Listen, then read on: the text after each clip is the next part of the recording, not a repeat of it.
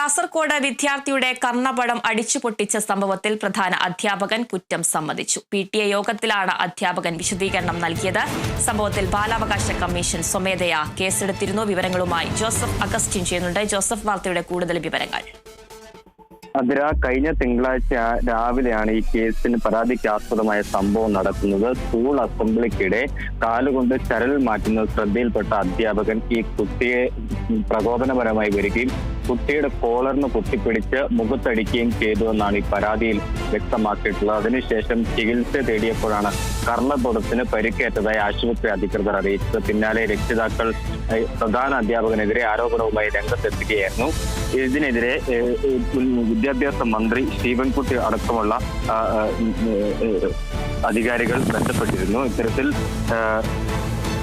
വിദ്യാഭ്യാസ ഡെപ്യൂട്ടി ഡയറക്ടറോട് അന്വേഷിച്ച് റിപ്പോർട്ട് നൽകാനാണ് പ്രധാനമായും ആവശ്യപ്പെട്ടിട്ടുള്ളത്. അതിന് പിന്നാലെ ഇത്തരത്തിൽ PTA യോഗം ചേർന്നിരുന്നു. ഈ PTA യോഗത്തിലാണ് ഈ പ്രധാന അധ്യാപകൻ അശോക് ഇത്തരത്തിൽ കുട്ടിയെ മർദ്ദിച്ചതായി സമ്മതിച്ചിട്ടുള്ളത്. എന്തായാലും ഈ കുട്ടിയുടെ ആശുപത്രി ചെലവുകളെല്ലാം മുഴുവൻ താൻ വഹിക്കാൻ സന്നദ്ധനാണെന്നും ഈ യോഗത്തിൽ ഈ പ്രധാന അധ്യാപകൻ രക്ഷിതാക്കൾക്കും മറ്റ് PTA ഭാരവാഹികളുടെ മുമ്പിൽ അറിയിക്കുകയുണ്ട്. എന്തായാലും ഈ കേസുമായി ബന്ധപ്പെട്ട് ബാലാവകാശ കമ്മീഷൻ സ്വമേധയാ കേസെടുത്തിട്ടുണ്ട്. ഈ കേസിന്റെ നടപടികളുണ്ടാവും. മാത്രമല്ല വിദ്യാഭ്യാസ വകുപ്പുമായി ബന്ധപ്പെട്ട് അടിയന്തര റിപ്പോർട്ട് സമർപ്പിക്കാൻ ആവശ്യപ്പെട്ടിട്ടുണ്ട്. ഇതിനിടയിൽ ഗവൺമെന്റ് ഹയർ സെക്കൻഡറി കുന്നംകുടിയിൽ ഗവൺമെന്റ് ഹയർ സെക്കൻഡറി സ്കൂളിലേക്ക് വിദ്യാർത്ഥി യുവജന പ്രസ്ഥാനങ്ങൾ പ്രതിഷേധവുമായി രംഗത്തെത്തുന്ന ഒരു സാഹചര്യമുണ്ടായി. അധ്യാപകനെ ഉടൻ തന്നെ മാറ്റി നിർത്തണമെന്ന ആവശ്യമാണ് ഇവർ പ്രധാനമായും ഉന്നയിക്കുന്നത്. മാത്രവുമല്ല കുട്ടിക്ക് ആവശ്യമായിട്ടുള്ള കൗൺസിലിങ്ങും ചികിത്സയ്ക്ക് ആവശ്യമായിട്ടുള്ള തുകയും അനുവദിക്കണമെന്നും ഇവർ ആവശ്യപ്പെടുന്നുണ്ട്. എന്തായാലും ഈ സംഭവവുമായി ബന്ധപ്പെട്ട് സർവ്വതല സ്പർശിയായിട്ടുള്ള അന്വേഷണം വേണമെന്നാണ് ഇവർ പ്രധാനമായും ആവശ്യപ്പെടുന്നത്.